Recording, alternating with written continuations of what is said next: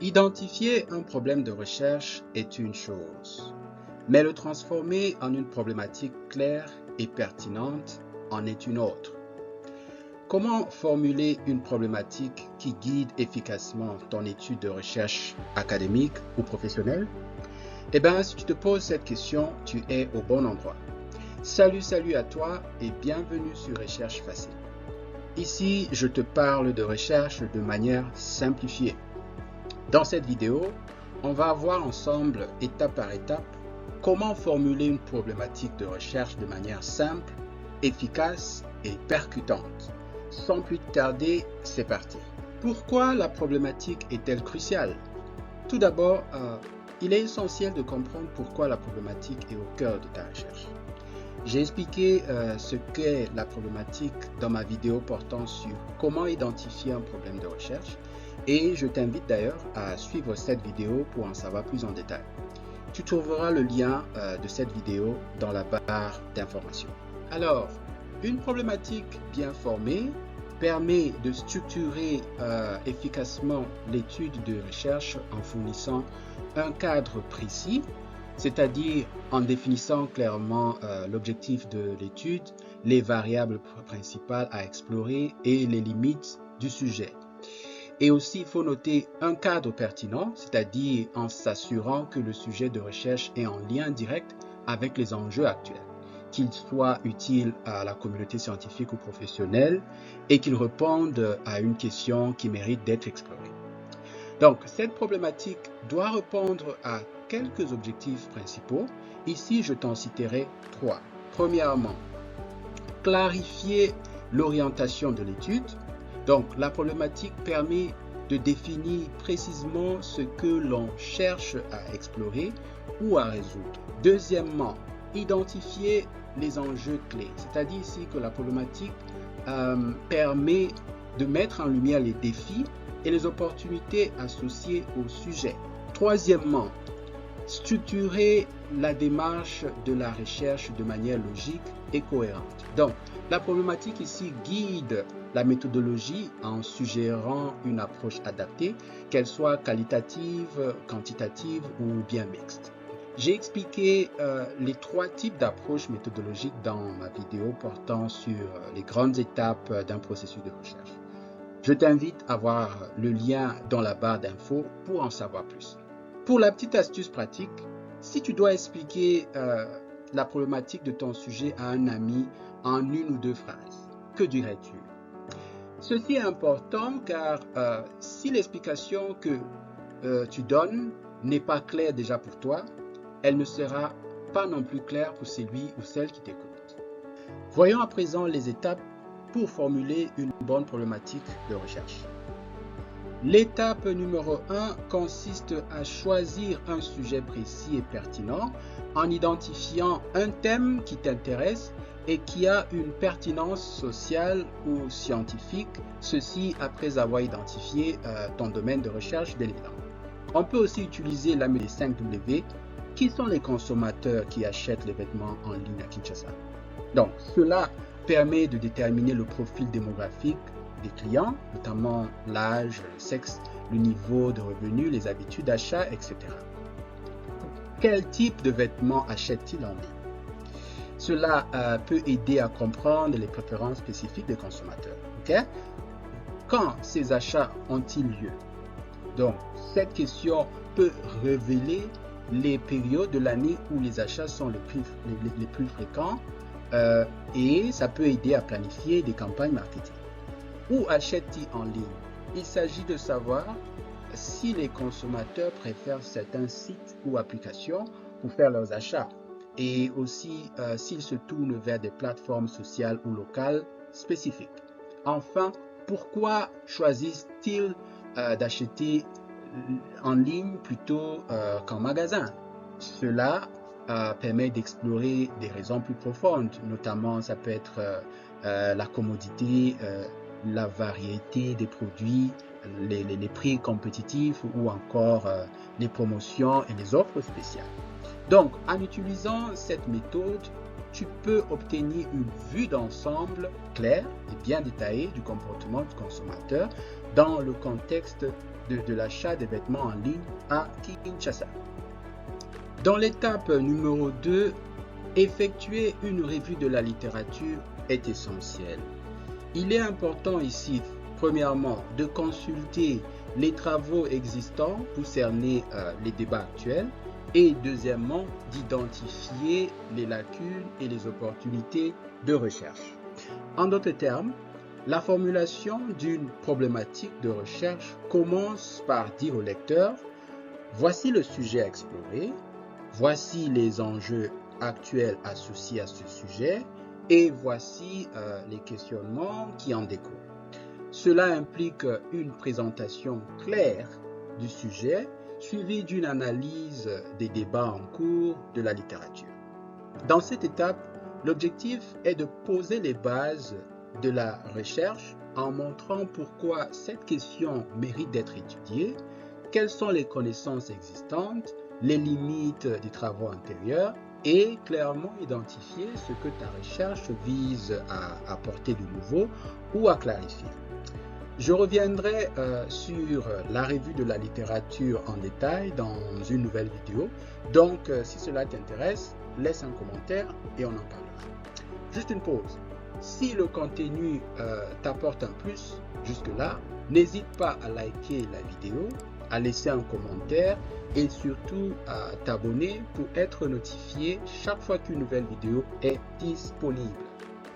Dans l'étape numéro 3, décrire le problème de recherche est important et cela prend en compte 3 éléments, notamment la question, l'idée et la situation de recherche.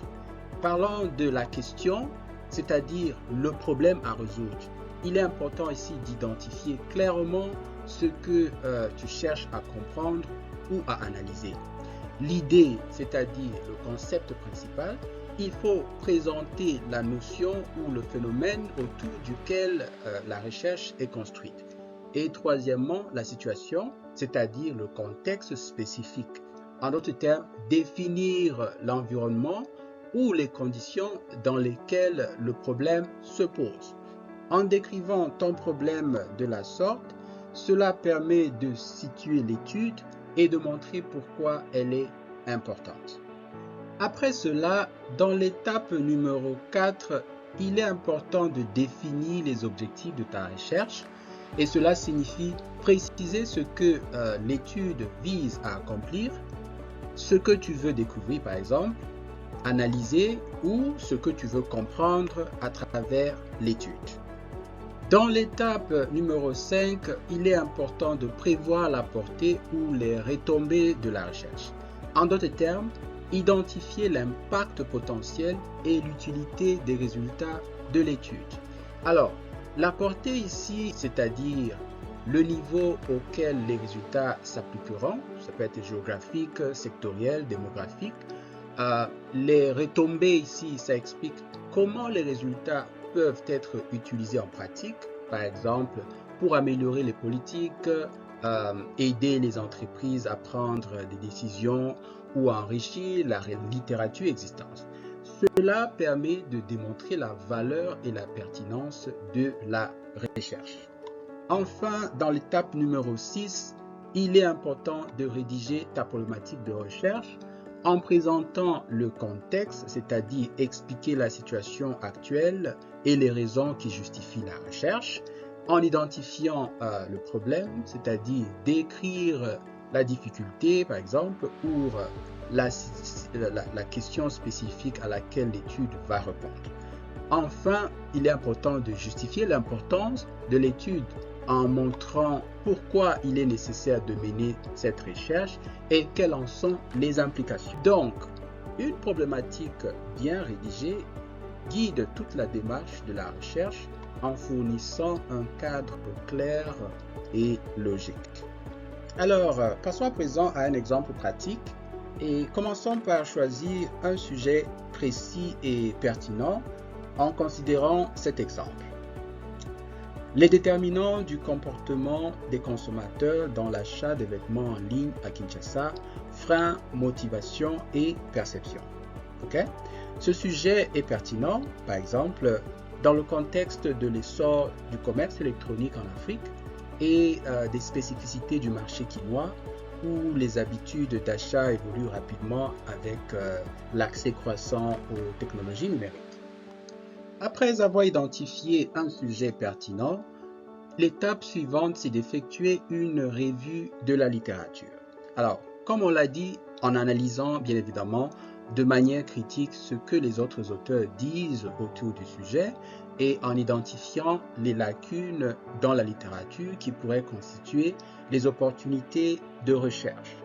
Supposons qu'après lecture critique de la littérature, les recherches existantes sur l'achat en ligne montrent que les consommateurs sont influencés par divers facteurs tels que la confiance dans les plateformes, la sécurité des paiements, la qualité perçue des produits et l'expérience des utilisateurs. Toutefois, peu d'études se sont concentrées sur le contexte de Kinshasa, où les infrastructures numériques, les modes de paiement et les préférences culturelles peuvent différer considérablement des autres marchés africains. Après avoir effectué sa revue de la littérature de manière correcte, il est important de décrire le problème de recherche, comme on l'a dit, en tenant compte de la question, de l'idée et de la situation. Alors, par exemple, la question centrale est ici de comprendre pourquoi les consommateurs quinois adoptent ou hésitent à adopter l'achat en ligne des vêtements. L'idée est d'identifier les freins et motivations spécifiques à ce marché tout en prenant en compte les facteurs tels que la perception de la qualité des produits, la confiance dans les vendeurs en ligne et l'influence des réseaux sociaux. Alors, pour ce qui est du contexte, la situation actuelle montre une croissance lente du e-commerce malgré la demande croissante des produits de mode accessibles en ligne. Après avoir identifié son problème, il est temps de préciser ce que l'étude vise à accomplir. Par exemple, cette étude vise à analyser les facteurs clés influençant les comportements d'achat en ligne à Kinshasa, en mettant en lumière les obstacles perçus par les consommateurs, ainsi que les éléments qui motivent à acheter. Donc, l'objectif ici, c'est de comprendre les attentes des clients et de proposer des recommandations pour les entreprises locales afin d'améliorer leur stratégie de vente en ligne. Dans l'étape numéro 5, cette étude pourrait être utile aux entreprises de mode opérant à Kinshasa pour adapter leur stratégie marketing et améliorer leur service client. Enfin, dans l'étape numéro 6, rédige ta problématique de recherche en tenant compte de toutes les étapes précédentes. Par exemple, malgré la croissance du commerce électronique en Afrique, l'achat en ligne de vêtements reste encore un peu répandu à Kinshasa. Plusieurs facteurs tels que la confiance dans les plateformes, les modes de paiement disponibles ainsi que les habitudes culturelles des consommateurs peuvent influencer cette adoption. Cependant, les études existantes ne tiennent pas compte des spécificités locales de Kinshasa, notamment en termes d'accès aux technologies, de pouvoir d'achat et des préférences en matière de mode. Il est donc essentiel de mieux comprendre les freins et les motivations des consommateurs quinois afin d'aider les entreprises locales à améliorer leur stratégie de vente en ligne. Cette recherche vise ainsi à identifier les principaux déterminants du comportement d'achat en ligne de vêtements à Kinshasa et à proposer des solutions adaptées aux réalités du marché local. Voilà, c'était tout pour aujourd'hui. Si cette vidéo t'a plu, n'hésite pas à liker, de commenter et surtout de t'abonner pour être notifié chaque fois qu'une nouvelle vidéo est disponible. À très bientôt sur Recherche Facile.